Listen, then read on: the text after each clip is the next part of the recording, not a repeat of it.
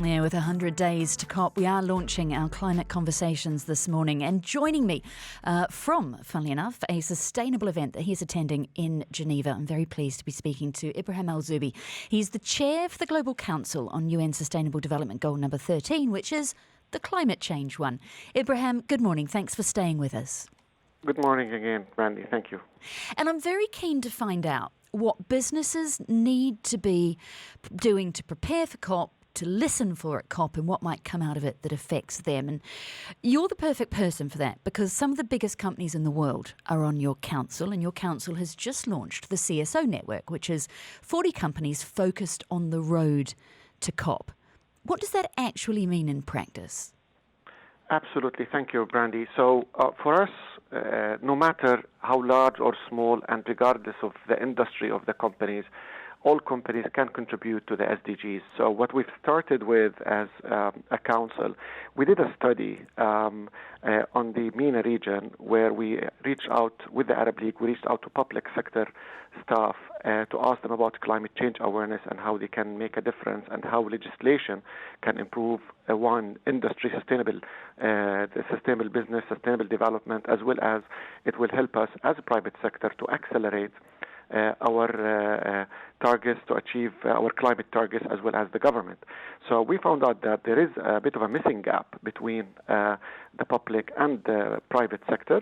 And I believe Bill Gates, in his book, How to Solve a Climate Crisis, he highlighted that to solve the problem, you need to go back to the roots and ensure that the legislations are either climate-friendly or adapted to the new targets, be it mitigation or adaptation for climate. So what we've done now to prepare the road to the COP, we announced a couple of initiatives to prepare for COP and beyond, and one of them is to look at biodiversity, nature-based solutions. So we'll have a platform for that before COP. We also we will organize a global sustainable leaders summit during COP for businesses, where we invite companies from the global north and global south to talk about sustainable finance and investments in solutions, climate tech, water tech, circular economy, as well as to discuss regional indices for climate and sustainability, taking regional geographies and economies into consideration. We do have companies, be it financial institutions, development banks, or even high-tech and AI companies as part of the council.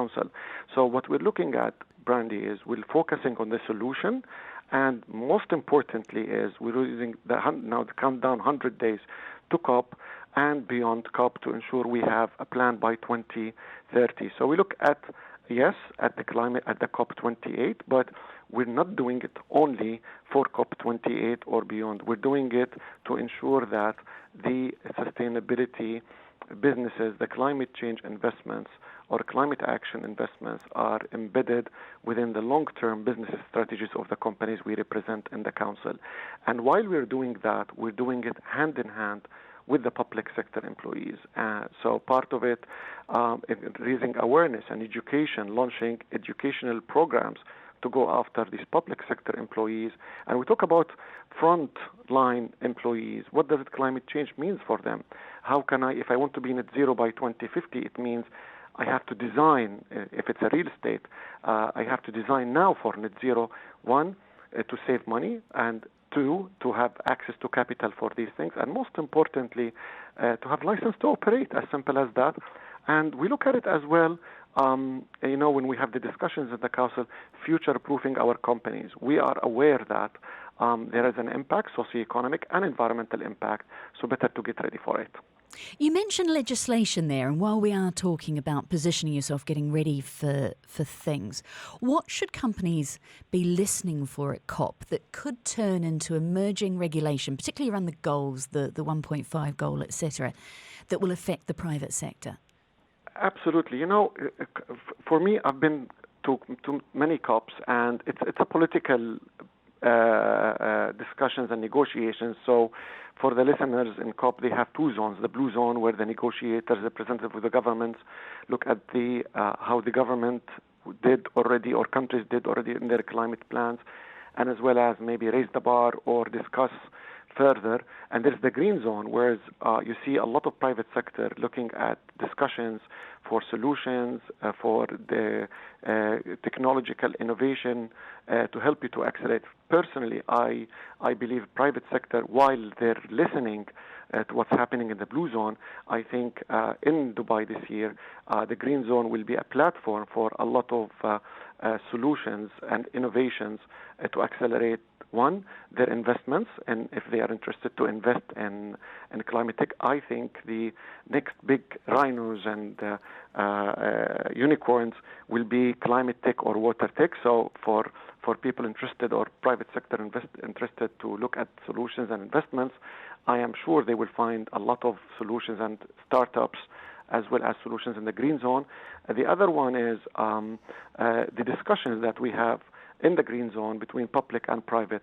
But guess what, Brandy? I believe all Dubai will be full of lots of discussions, even within COP, within the Expo, and outside the Expo. So I recommend for the private sector leaders to ensure that they have the first 2 weeks of December free, to ensure that they have dedicated time for it. But one, they can go be pragmatic and look at solutions to ensure that they're embedded in their climate targets, as well as start discussions with the whole governments of the world, the United Nations, the intergovernmental organizations we're going to have in one place for 2 weeks to ensure that they're ready for the coming legislations, be it raising the bar or looking for solutions. Just 2 minutes left with you, Ibrahim. You talk about doing well by doing good.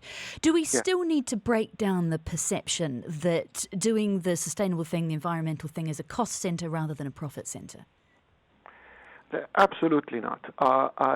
Again, with the acceleration of technology, the investments in climate and sustainability in general, be it socioeconomic or environmental, proved that it can save you costs. It's long-term profitability, and now you want to have access to capital. Most of the banks or most of the financial institutions, if not all, they look at the sustainability and environmental imperative of companies that they want to invest in, and now with the social media and access to information, companies have absolutely no choice to future-proof their companies and ensure that while they're doing their business, they're maximizing their socioeconomic and impact and minimizing their environmental impact. And guess what, Brandy? The technological innovation, climate tech again, and water tech proved that it's one of the best investments companies can do. Be it now with the energy prices, with access to water in some countries, as well as legislations tightening on circular economy and waste, there is absolutely no solution for companies to invest in sustainable development and sustainable business solutions. Well, thank you so much for joining us this morning, waking up extremely early to do so. I've been speaking to Ibrahim Al-Zu'bi. He's the chair of the Global Council on UN Sustainable Development Goal number 13. That's the climate change one. He's the author of several books on business and sustainability. At the moment, he's at a World Economic Forum sustainability meeting, waking up to speak to us from Geneva for our first climate conversation. Dubai Eye 103.8. Join the conversation.